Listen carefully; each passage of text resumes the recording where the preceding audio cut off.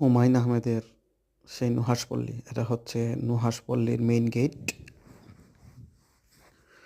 এদিকে দেখতে পাচ্ছেন আপনারা হুমায়ূন আহমেদ স্যারের সমাধি। এটা হচ্ছে হুমায়ূন আহমেদ স্যারের বাসা, এখানে উনি রাতে থাকতেন। এটা হচ্ছে নুহাশপল্লীর নুহাশ। এখানে একটা কঙ্কাল দাঁড়িয়ে আছে। এটা হচ্ছে নুহাশপল্লীর মাঠ, এইদিকে হুমায়ূন স্যারের কবর। আমরা এখন কবরের দিকে যাচ্ছি। এটার ভিতরে কথা সাহিত্যিক হুমায়ূন আহমেদের কবর। এই যে দেখা যাচ্ছে হুমায়ূন আহমেদের কবর। এটা অনেক সুন্দর করে চারিদিকে গ্লাসের আবরণ দিয়ে দেওয়া হয়েছে। এখানে সবাই এখানে ঢুকতে পারে না। এই যে হুমায়ূন স্যারের কবর, এখানে সুন্দর করে একটা বাণী লেখা আছে, ওনার নিজের বাণী লেখা আছে। ভেতরটা খুবই সুন্দর। এই যে আমি আছি এখানে বর্তমানে হুমায়ূন স্যারের কবরের পাশেই।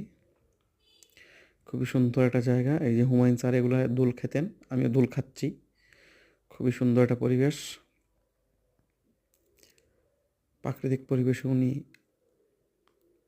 এখানে থেকেই ছবি পরিচালনা এগুলো লেখালেখি করতেন। এটা হচ্ছে হুমায়ূন আহমেদের সেই বৃষ্টিবিলাস। এই বৃষ্টিবিলাস ওনার উপন্যাসে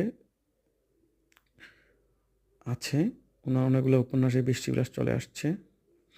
এটা হচ্ছে ওনার বাগান। এই যে ওনার মৎস্যকন্যা, রাক্ষস, হুমায়ূন আহমেদের সেই রাক্ষস, এই মৎস্যকন্যা, এগুলো ওনার উপন্যাসে অনেক জায়গায় লেখা আছে এই চরিত্রগুলা। এগুলো হচ্ছে নুহাশপল্লীর সেই আকর্ষণীয় যে হুমায়ূন আহমেদের স্মৃতিস্তম্ভ। এদিকে আছে অনেকগুলো আছে। এই যে হুমায়ূন স্যারের নিজের হাতে লাগানো গাছ আমি একটু বাহবাহি করলাম। অবশ্যই গাছে পাতা কম, গাছটা অনেক সুন্দর। এটা উনি নিজের হাতে লাগিয়েছিলেন, নুহাশপল্লীর গাছটি। এখানে পরিবেশটা অনেক সুন্দর। এটা হচ্ছে গিয়ে বুধবিলাস, এটার পাশে বুধবিলাস। এখানে হুমায়ূন স্যারের পুকুর। আমরা অনেক সময় ঘোরাঘুরি